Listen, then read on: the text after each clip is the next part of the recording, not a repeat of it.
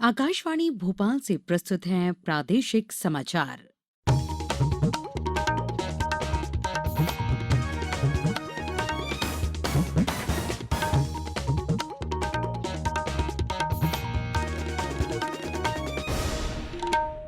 नमस्कार, समाचारों के साथ मैं पूर्वा त्रिवेदी। पहले एक अपील। भारत ने कोविड टीकाकरण अभियान के अंतर्गत 100 करोड़ टीके लगाने का लक्ष्य हासिल कर लिया है। इस महत्वपूर्ण कार्य में योगदान करने वाले चिकित्सकों, नर्सों और अन्य स्वास्थ्य कर्मियों का आकाशवाणी अभिनंदन करता है। इसके साथ ही हम आपको सतर्क भी करना चाहते हैं कि कोविड अभी समाप्त नहीं हुआ है। आप सभी से हमारी अपील है कि यथाशीघ्र दोनों टीके लगवाएं और अन्य लोगों को भी टीके लगवाने के लिए प्रेरित करें।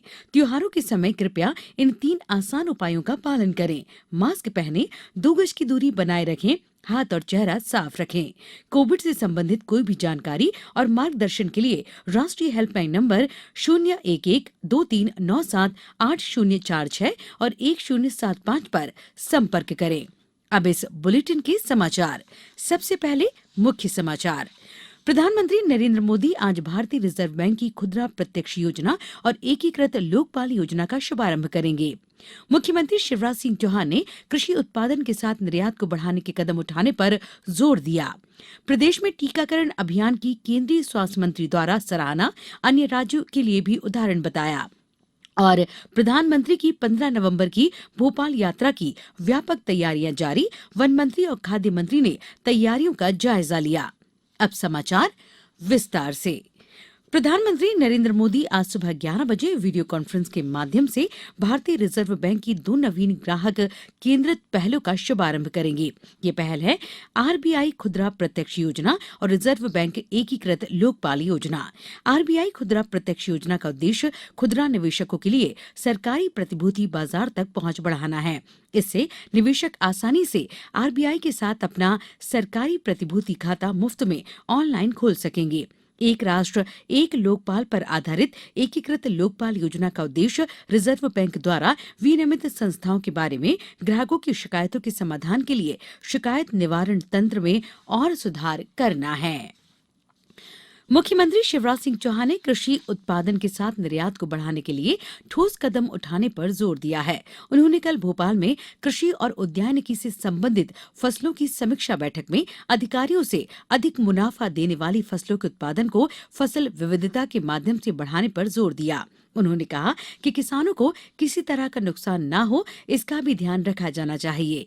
मुख्यमंत्री ने कहा कि जैविक खेती के माध्यम से भी फसलों के उत्पादन को बढ़ाने की कोशिश की जानी चाहिए। श्री चौहान ने डेयरी उत्पाद और दूध से बने उत्पादों के निर्यात को प्रोत्साहित करने के संबंध में भी अधिकारियों को निर्देश दिए। उन्होंने कहा कि मोटे अनाजों के रकबे को भी बढ़ाया जाना चाहिए। मुख्यमंत्री ने खाद का वितरण और बेहतर तरीके से करने पर जोर देते हुए चेतावनी दी कि वितरण व्यवस्था में किसी तरह की लापरवाही बर्दाश्त नहीं की जाएगी। 52वां भारतीय अंतर्राष्ट्रीय फिल्म महोत्सव IFFI इस महीने की 20 से 28 तारीख तक गोवा में आयोजित किया जाएगा। कोविड महामारी के कारण इसे हाइब्रिड रूप से आयोजित किया जाएगा। ये फिल्मोत्सव एशिया के सबसे पुराने और भारत के सबसे बड़े अंतर्राष्ट्रीय फिल्म समारोह में से एक है। अब समाचारों में वक्त है एक ब्रेक का। कोविड-19 से बचाव और सुरक्षित रहने के 3 उपाय। मास्क लगाएं, 2 गज दूरी है जरूरी, सुरक्षित दूरी रखें, हाथ और मुंह साफ रखें।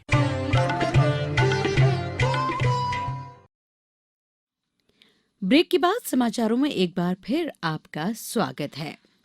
प्रदेश में कोरोना टीकाकरण महाअभियान में 10 नवंबर को देश में सर्वाधिक टीके लगाए जाने पर केंद्रीय स्वास्थ्य मंत्री मनसुख मांडविया ने राज्य की सराहना की। उन्होंने कहा कि राज्य सरकार और नागरिकों के संयुक्त प्रयास से ये उपलब्धि हासिल हुई है। उन्होंने टीकाकरण के लिए लोगों को प्रेरित करने के उद्देश्य से राज्य में चलाए गए रोको टोको अभियान की भी तारीफ की है। केंद्रीय मंत्री ने राज्यों के स्वास्थ्य मंत्री, मिशन संचालक और टीकाकरण अधिकारियों की वीडियो कॉन्फ्रेंसिंग के माध्यम से बैठक में टीकाकरण दर में वृद्धि और जन जागरूकता अभियानों की सराहना की। उन्होंने प्रदेश में चलाए गए अभियान को अन्य राज्यों में भी अपनाने को कहा।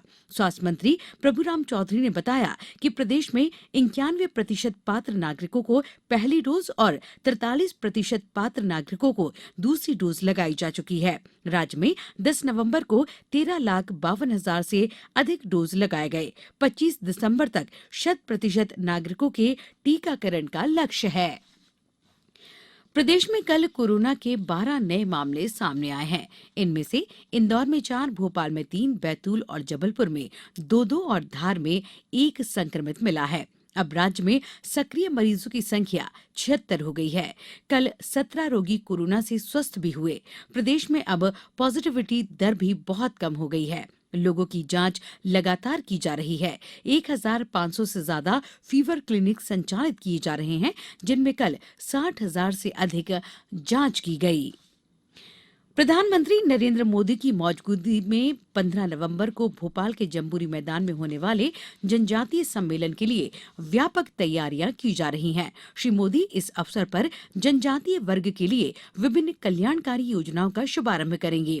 वन मंत्री विजय शाह और खाद्य मंत्री विसाहू लाल सिंह ने कल गौरव दिवस की तैयारियों का जायजा लिया। उन्होंने प्रदेश के सभी अंचलों के जनजातीय वर्ग के लोगों से कार्यक्रम में शामिल होने की अपील की।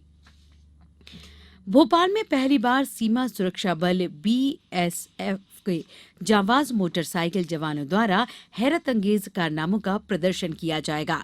संस्कृति विभाग, स्वराज संस्थान संचालनालय एवं सीमा सुरक्षा बल के संयुक्त तत्वाधान में ये कार्यक्रम मोतीलाल नेहरू स्टेडियम में आज शाम 4 बजे आयोजित किया जाएगा। उधर सीमा सड़क संगठन 27 दिसंबर तक भारत एट 75 बीआरओ मोटरसाइकिल अभियान का आयोजन कर रहा है। इसके अंतर्गत बीआरओ की मोटरसाइकिल सवार राष्ट्र निर्माण में बीआरओ के योगदान के बारे में जागरूकता बढ़ाने के लिए देश के सभी क्षेत्रों में जा रहे हैं। रक्षा मंत्री राजनाथ सिंह ने 14 अक्टूबर को दिल्ली से इस अभियान की शुरुआत की थी।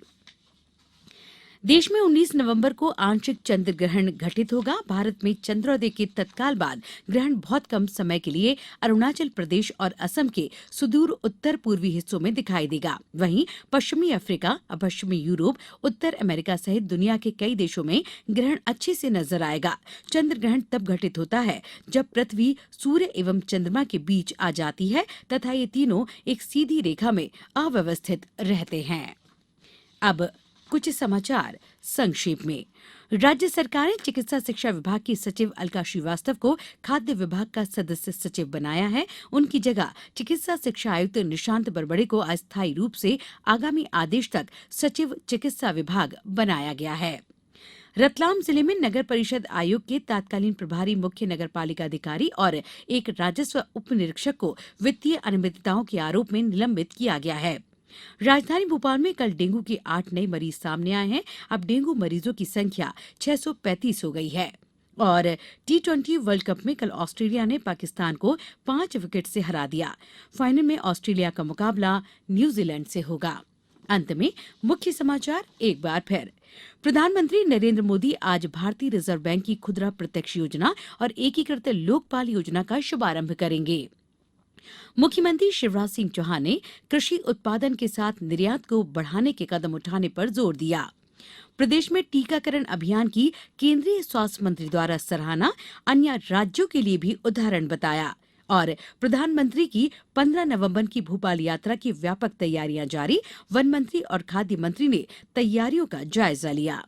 इस बुलेटिन के अंत में एक अपील, हमेशा ध्यान रखें, मास्क और 2 गज की दूरी, हाथ धोना भी है जरूरी। नमस्कार।